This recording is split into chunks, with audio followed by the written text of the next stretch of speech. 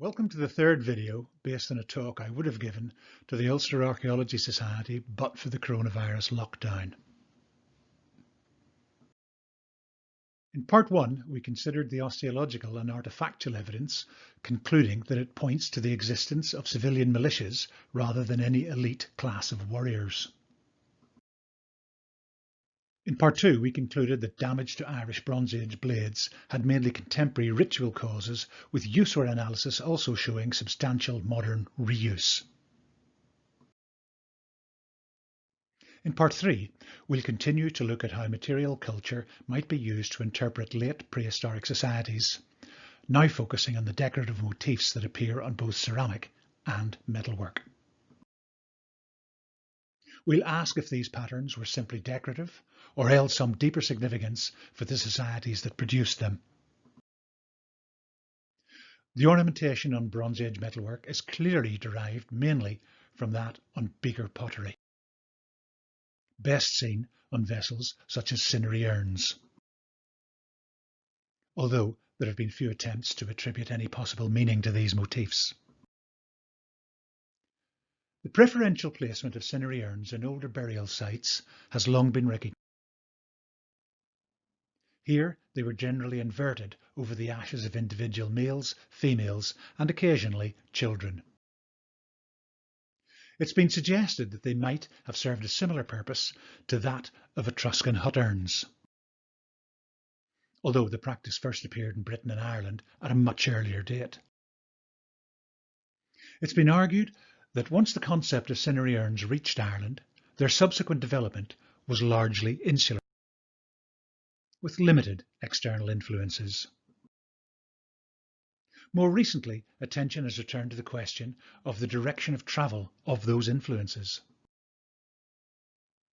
Did they originate in Northern or Southern Europe, or both? The concentration of coloured urns, for example, has become increasingly more evenly spread as newer discoveries are made. But corded urns are clearly a northern phenomenon. Two conflicting theories about the nature of any external influences have been called cultural diffusion, where the spread of ideas and goods is the main driver of change, and demic expansion, where change is due to the migration of people, which in Ireland's case could have originated in northern or southern continental Europe. The earlier northern corded ware culture was marked by single inhumations, which included pots and stone battle axes, while in the south, campiform pots and copper daggers would become common grave goods. In both traditions, bands and triangles were popular decorative motifs, with strong funerary associations. These motifs also appear on artefacts such as these stone plaques used to support a demic expansion hypothesis. Physical characteristics have also been used to determine racial origins, an approach that went out of favour after the mid-20th century. Bioarchaeology can now explore the Neolithic Bronze Age transition using a broader range of evidence than simple craniofacial metrics.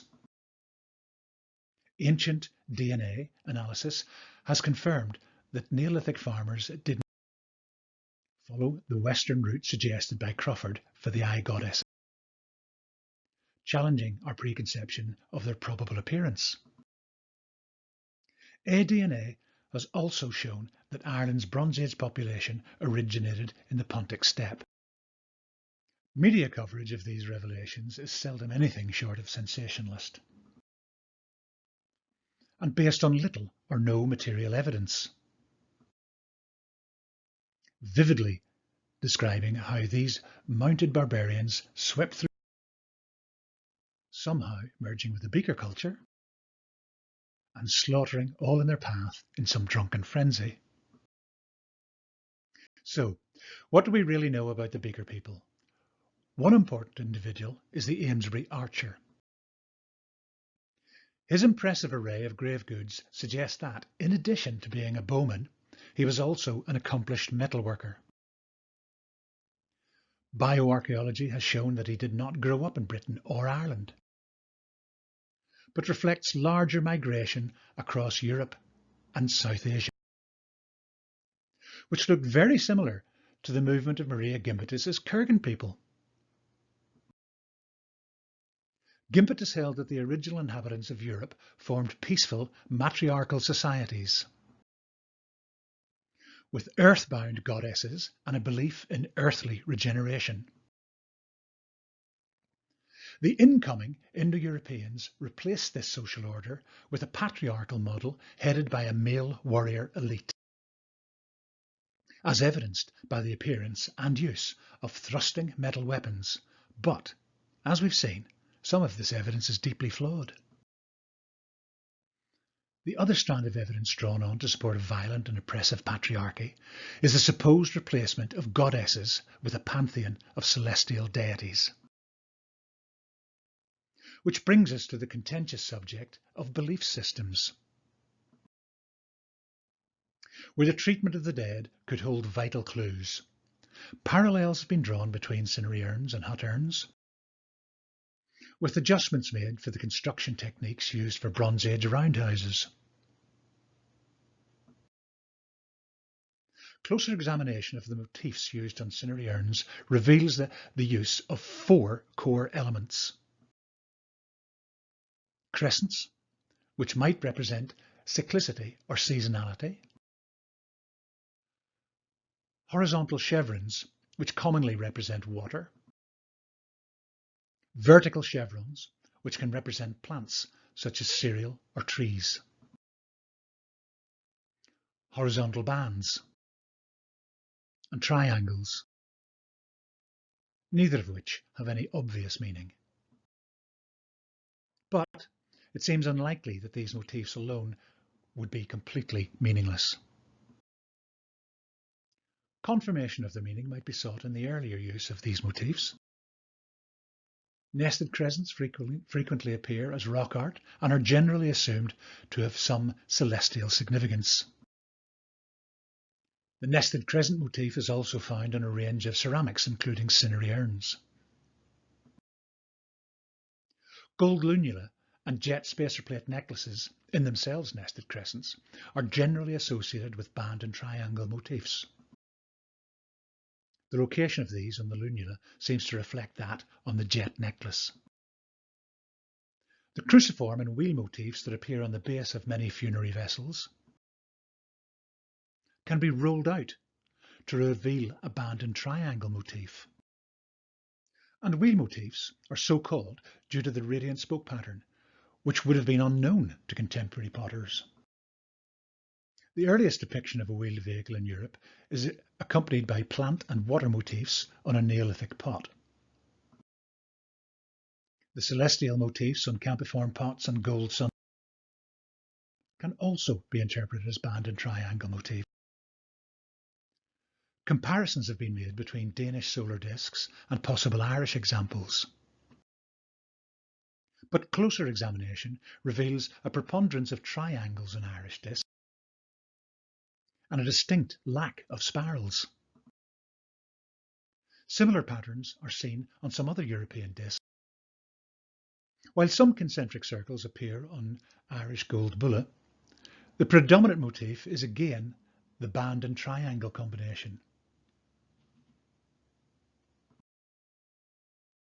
Irish decorated axes also display the band and triangle combination, either in isolation or in association with crescent and chevron motifs. While the band and triangle combination can be seen in other decorated articles, such as bronze sunflower pin, the full crescent, chevron, band and triangle repertoire is best seen on funerary vessels and contemporary flat axes. To determine if there might be anything comprehensible in Taylor's motif library, we might consider Champion's decipherment of the Rosetta Stone. One of the sites he visited was the temple of Hathor in Dendra. where the defaced image of the goddess can still be made out. Such forward-facing images are extremely rare in Egyptian art and is thought to relate to the foreign origins of this hybrid mistress of the beasts. Gold piriform pendants of the goddess were popular across the Near East and could be represented using only a few key features. These were also incised on stone plaques and animal long bones, appearing as far west as southern Iberia by the late Neolithic. The motifs used on bone eye idols also appears on pottery. In addition to large distinctive eyes, we see nested crescents, a family of cervids, and the now familiar band and triangle motif.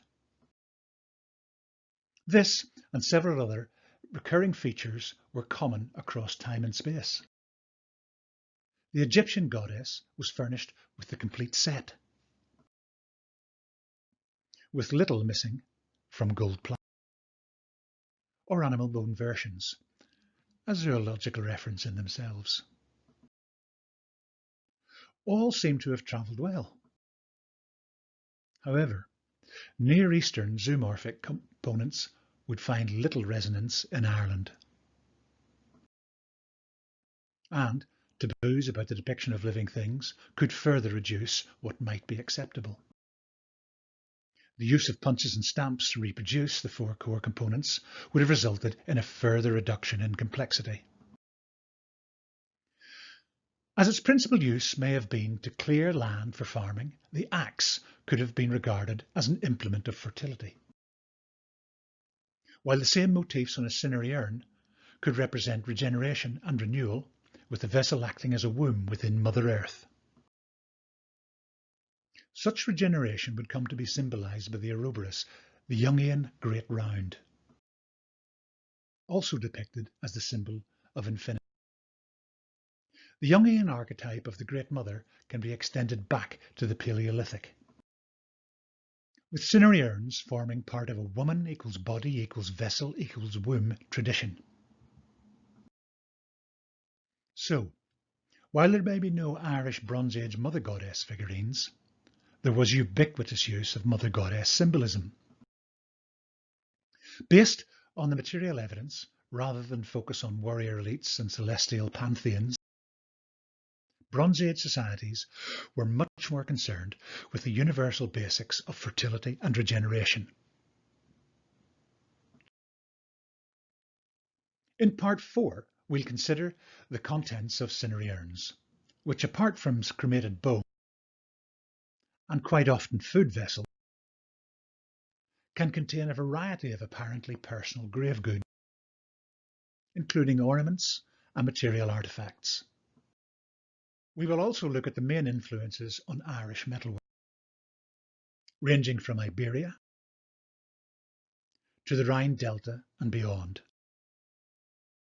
Ireland's contribution to both the British and continental Bronze Age will be examined through the distribution of Irish material culture.